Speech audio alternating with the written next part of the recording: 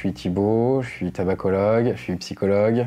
Je travaille en centre d'addictologie depuis une dizaine d'années à peu près. Je suis venu vous présenter 5 outils qui peuvent aider à arrêter de fumer ou à moins fumer, en tout cas qui peuvent aider au sevrage. Alors, moi le premier outil que j'avais envie de présenter, c'est le truc assez classique, c'est la substitution nicotinique. Parce que la substitution nicotinique, on en a toujours un peu peur, on a eu des mauvaises expériences et très souvent c'est parce que ça a été mal utilisé. On est plein de croyances. J'entends encore des gens qui me disent on peut pas fumer avec un patch. J'ai pris des substituts nicotiniques, j'avais encore envie de fumer. Donc moi c'est une part de mon travail, hein, c'est de lever aussi ces croyances, de trouver un traitement de substitution qui soit adapté et dans sa forme et dans sa posologie. Et déjà c'est quelque chose qui peut aider seul ou en association à d'autres méthodes, c'est quelque chose qui peut aider. En traitement de substitution nicotinique, il y a 2 choses. Il y a tout ce qui s'appelle timbre patch transdermique, donc ça c'est une nicotine qui sera linéaire. Et il y a tout ce qui est forme orale, les gommes, les pastilles, les comprimés. Et les deux se complètent bien, c'est-à-dire qu'on peut très bien avoir 1 patch, 2 patchs, 3 patchs, 4 patchs, 5 patchs. Il n'y a pas de limite hein, dans les patchs. Avoir son patch comme ça qui va diffuser de façon continue la nicotine et ajuster ses besoins, voilà, après le café, après le repas, quand on est en colère, avec un peu plus de nicotine qu'on ira chercher par voie orale avec les pastilles, les gommes, les comprimés. Donc ça, c'est le premier outil. L'intérêt de cet outil, c'est que s'il est prescrit, il est remboursé. Il est pris en charge depuis pas très longtemps, hein, quelques années. Avant, il y avait un forfait de remboursement qui était assez bidon et maintenant, c'est intégralement pris en charge du moment qu'on a une ordonnance d'un médecin ou d'un infirmier. Voilà, alors un patch, ça ressemble à ça. Donc ça, c'est le patch 21 mg, c'est le plus gros. Donc 21 mg, c'est le plus gros des patchs, mais c'est pas la posologie maximale. Ça, c'est important de le garder en tête. On peut mettre plusieurs patchs. Et ça dépend de notre demi-vie aussi, de disparition de la nicotine. Il y a des mecs qui détruisent vite la nicotine, d'autres qui détruisent vachement plus lentement. Et donc quelqu'un qui a un patch, il peut avoir la même nicotinémie que quelqu'un qui en a 3. Ça, c'est important de le garder en tête. Et donc le patch, il se décolle. On évite les zones pileuses parce que sinon ça fait une épilation gratuite. Puis on se le fout généralement sous l'épaule, sur la hanche. On peut se le mettre sur les fesses, sur la cuisse. Enfin, on s'en fout, quoi. On évite juste la zone du cœur et les zones pileuses. On le colle. C'est bien parce que je me le fous sur les poils. Puis en fait, on l'oublie pendant 24 heures. L'intérêt du patch, c'est aussi qu'il diffuse pendant la nuit et que le matin au réveil, on a moins envie de fumer. C'est important en tout cas chez les fumeurs dépendants, d'avoir son patch la nuit parce que ça permet de limiter le besoin en nicotine le matin alors qu'on sait que c'est souvent l'une des cigarettes les plus importantes. Le deuxième outil, moi je voulais parler de la cigarette électronique. Qu'est-ce que c'est en fait? C'est un peu comme une forme orale de substitution nicotinique. Ça agit un peu comme une gomme ou une pastille. L'intérêt de la cigarette électronique, c'est qu'il y a une dimension comportementale qui est beaucoup plus intéressante. L'autre intérêt, c'est qu'il y a la notion de plaisir. Et ça, je sais que ça choque les gens. En fait, on peut arrêter de fumer dans le plaisir. On n'est pas obligé de galérer pour arrêter de fumer. C'est pas forcément le chemin de croix. On peut très bien arrêter de fumer dans le plaisir. Et ça, c'est super important. Et ça, les gens ont tendance à l'oublier. Donc, arrêter de fumer dans le plaisir, ou ça peut être, en tout cas, utiliser une cigarette électronique avec un arôme qui nous plaise. Voilà. Moi, j'ai des patients, ils prennent l'arôme popcorn, on a de la mangue, on a de la framboise. Enfin, on cherche vraiment le plaisir.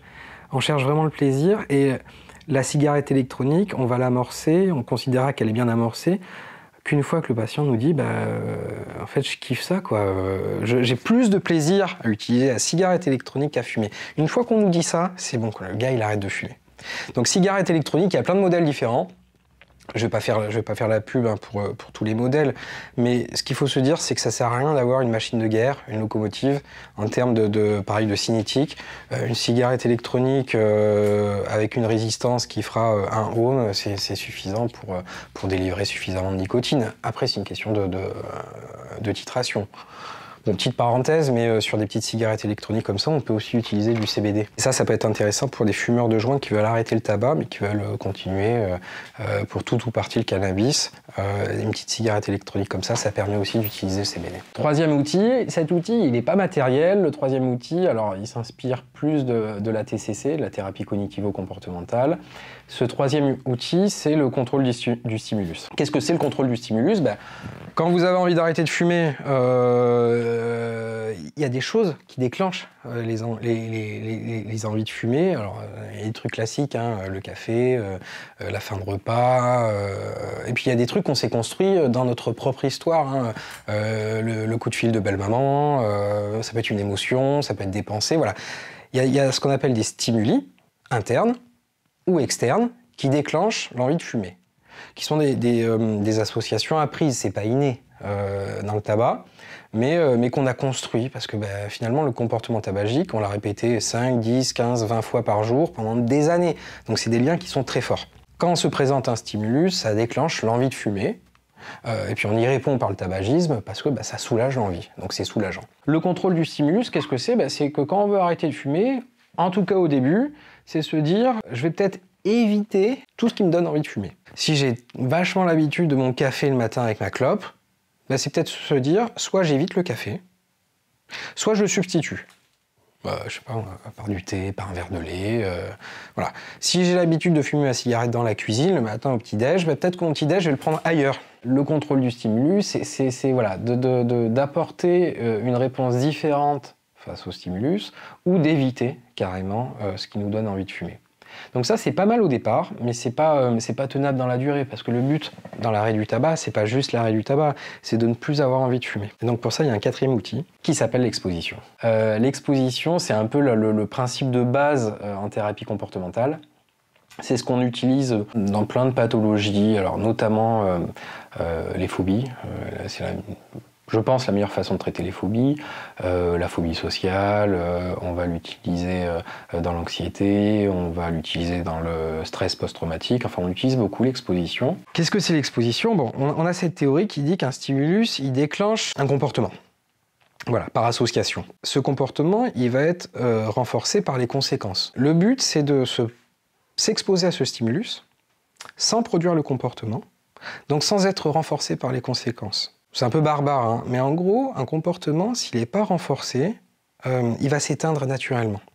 C'est un peu le chien de Pavlov qui va arrêter de saliver au bruit de la clochette si au bout de 20, 30, 40 actions de la clochette, on lui présente toujours pas de viande. Il va arrêter de saliver, le chien. Et le fumeur, c'est un peu le chien de Pavlov. Quand il boit son café, il fume pas. Au bout d'un moment, le cerveau, il va arrêter de lui envoyer des signaux en disant fume, fume, fume, parce que il va désassocier le café du tabac. Et donc l'exposition, c'est quelque chose qui est pas facile, mais c'est quelque chose qui va bien consolider un sevrage. C'est se dire voilà, si je m'y sens, parce que l'idée c'est pas de se mettre en rechute non plus, mais si je m'y sens, je vais m'exposer à des situations dans lesquelles j'ai envie de fumer, et je vais pas fumer. Je reprends le contrôle là-dessus. Et ces situations, elles vont devenir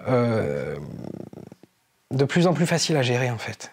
Jusqu'au jour où cette situation, ce stimulus, il n'en aura plus envie de fumer. Et ce cinquième outil, qu'est-ce que c'est? Ce cinquième outil, c'est mon outil préféré, c'est le plaisir. La meilleure façon d'arrêter de fumer, c'est de le faire dans le plaisir. Dès qu'on essaye d'arrêter de fumer par contrainte, dès qu'on galère, on n'arrive pas à arrêter de fumer. Donc c'est réussir à trouver une méthode qui nous fasse plaisir, déjà, ça c'est la première chose. Mais c'est aussi apprendre à ressentir du plaisir dans l'arrêt du tabac. On arrête de fumer pour retrouver un bénéfice. Alors, ça peut être le souffle, la peau, le goût, enfin c'est propre à chacun. Hein. Ne plus puer, ne plus avoir l'haleine de tabac froid. Enfin, moi j'ai été fumeur hein, pendant des années. C'est vrai que quand j'ai arrêté de fumer, j'ai vachement capitalisé en fait sur tous les bénéfices que j'en retirais, et j'allais chercher du plaisir là-dedans. Donc c'est aller chercher du plaisir, et c'est se faire plaisir. Et ça, c'est important. J'ai beaucoup de fumeurs qui me disent, quand je vais arrêter de fumer, je vais faire des économies. Non, il ne faut pas faire des économies. C'est-à-dire que quand vous mettez 15 balles dans un paquet tous les jours depuis 30 ans, là, sur les 3, 6, 12 prochains mois, vos 15 balles, vous les coffrez pas. Vous vous faites plaisir avec. 15 balles par jour, c'est 450 € par mois.